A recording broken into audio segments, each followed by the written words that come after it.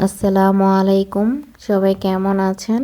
আশা করি আল্লাহর রহমতে সবাই অনেক ভালো আছেন। আমি আজকে নতুন একটা ভিডিও নিয়ে এসেছি। আমি আজকে সিম দিয়ে চাপিলা মাছ রান্না করব। তো কিভাবে রান্না করি সেটাই আপনাদের দেখাবো। তো আসুন আমার ভিডিওটা সবাই দেখতে থাকুন। রান্না করার জন্য পেঁয়াজ কাঁচামরিচ কেটে নিয়েছি, 2 চামচ আদা রসুন বাটা নিয়েছি, সিম আলু কেটে নিয়েছি, মাছগুলো কেটে ভালো করে ধুয়ে হলুদ লবণ দিয়ে মেখে নিয়েছি। এখন মাছগুলো একটু ভেজে নেব। মাছগুলো না ভাজলে রান্না করার সময় ভেঙে যাবে, তাই একটু ভেজে নিলাম। এখন চুলার উপর একটা কড়াই বসিয়ে দিলাম।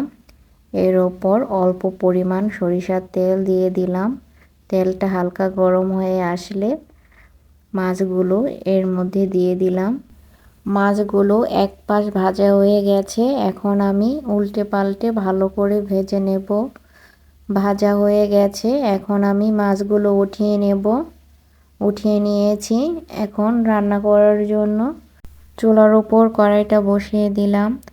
এখন পরিমাণ মতো তেল দিয়ে দিলাম। তেলটা হালকা গরম হয়ে আসলে পেঁয়াজ কাঁচামরিচগুলো তেলের মধ্যে দিয়ে দিলাম। এখন নেড়ে চেড়ে পেঁয়াজগুলো হালকা একটু ভেজে নেব। ভাজা হয়ে গেছে, এখন আদা রসুন বাটাগুলো এর মধ্যে দিয়ে দিলাম।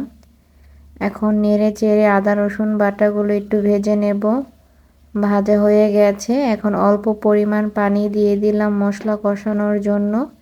এখন মশলাগুলো দিয়ে দেব।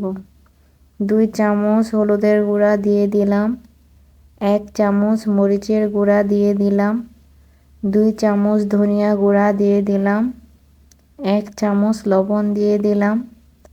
এখন নেড়ে চেড়ে কষিয়ে নেব। কষানো হয়ে গেছে, এখন সিম আর আলুগুলো এর মধ্যে দিয়ে দেব। সিম আলুগুলো নেড়ে চেড়ে হালকা একটু কষিয়ে নেব। কষানো হয়ে গেছে, এখন পরিমাণ মতো পানি দিয়ে দিলাম। এখন নেড়ে চেড়ে সিদ্ধ করার জন্য ঢাকনা দিয়ে ঢেকে দিলাম। 10 মিনিট পর ঢাকনাটা উঠিয়ে নিলাম। সিম আলুগুলো সিদ্ধ হয়ে গেছে, এখন মাছগুলো এর মধ্যে দিয়ে দিলাম। এখন নেড়ে চেড়ে মাছগুলো একটু সাজিয়ে নেব। সাজানো হয়ে গেছে, এখন ঢাকনা দিয়ে ঢেকে দিলাম। 5 মিনিট পর ঢাকনাটা উঠিয়ে নিলাম।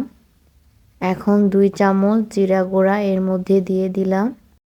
আলতোভাবে একটু নেড়ে চেড়ে দিলাম। অল্প কিছুক্ষণ পর ধনিয়া পাতাগুলো দিয়ে দিলাম। ধনিয়া পাতাগুলো সিদ্ধ করার জন্য একটু ঢাকনা দিয়ে ঢেকে দিলাম। কিছুক্ষণ পর ঢাকনাটা উঠিয়ে নিলাম। তৈরি হয়ে গেল চাপিলা মাছের তরকারি রেসিপি। সবার ভালো লাগলে লাইক কমেন্ট শেয়ার করে দেবেন। সবাই ভালো থাকবেন। আল্লাহ হাফেজ।